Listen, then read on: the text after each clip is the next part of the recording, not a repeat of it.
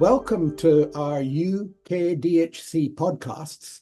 We've invited you because you won first prize for our podium presentation at our annual scientific conference in September 2024. Before we listen to your paper, we'd like to learn more about yourself, how you got into research, and what your career aspirations are. Can you tell us? Sure. Thank you very much. So I'm Nehal Hassan. I'm a pharmacist by background. I started serving patients 15 years ago. And since then, I'm serving patients as a pharmacist and as a researcher.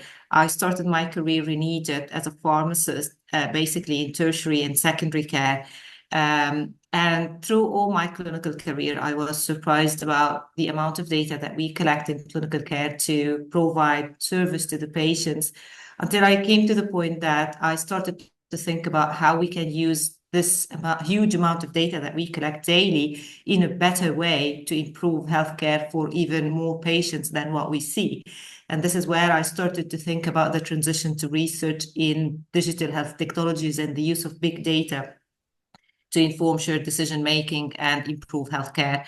So I moved from Egypt to the UK to do my PhD in Newcastle University in the School of Pharmacy, focusing on how we could improve the development, the application and implementation of AI predictive models in clinical practice to support shared decision-making. And during my PhD, I was interested and focusing on the area of risk of infections in surgical patients. And then I finished my PhD and started a postdoc post in the same university, again, with the same interest of using big data to improve healthcare and to inform clinical decisions on disease prevention and prognosis. But now with then more interest with multimorbidity and how we can tackle some environmental issues that might impact health and deteriorate health in vulnerable populations with a focus on multimorbid people. I do collaborate with loads of people and work with experts in the field. I work with experts here at Newcastle University in digital health technologies. I collaborate with experts from Imperial College, from King's College London. We do loads of work with local authorities. We do loads of work with public and patient involvement groups. So it's a kind of really mixed method approach of research that we do, not only quantitative research, but also qualitative research. We do speak a lot to people. We do speak a lot to healthcare professionals to get their insights into our practice, making it more applicable and more beneficial for the healthcare. That's lovely. That does give us an insight into yourself. What I'd like to know, though, is how important to you have your supervisors been, first with your PhD and now as a postdoc? Well, it was even earlier than the PhD. So I did my master's in clinical pharmacy in the Faculty of Pharmacy at Cairo University. And I think supervisors played an important role from that early stage, guiding you through the research process, how you would do research design, how you implement research, how you gain the research skills, how you gain the management skills to run a research project.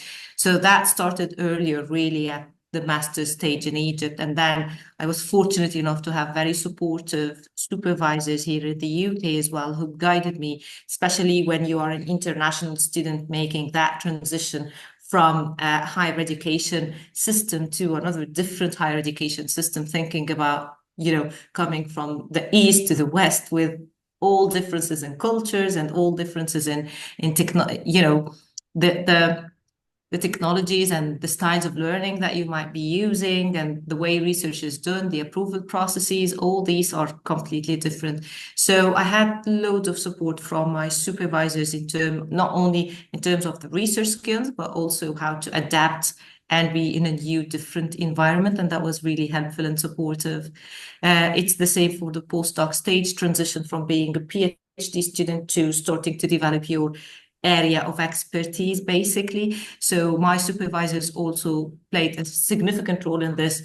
I was fortunate enough to work with Professor Sarah Slide at the School of Pharmacy here at Newcastle, who provided all that kind of support and also supported me to develop my own networks and collaborations, starting my postdoc career. and going forward. It's interesting. The world has become a smaller place, and we can communicate so much more easily now. I, for instance, worked on a telemedicine project with Pakistan over the COVID-19 pandemic. And that was quite an eye-opener because we could actually communicate no problem at all.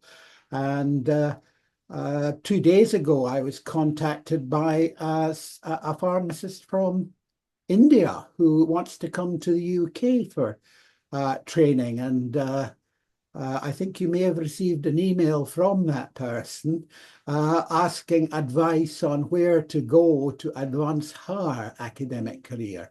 So we can all help each other, and we benefit from things like LinkedIn, from Zoom, and communications like this. I think that's great. So originally from Egypt, now in the UK, and leading your aspect of work in the UK, and make no bones about it. This is world-leading research being carried out from Newcastle, and we're really impressed with what is coming out of that research centre. Thank you.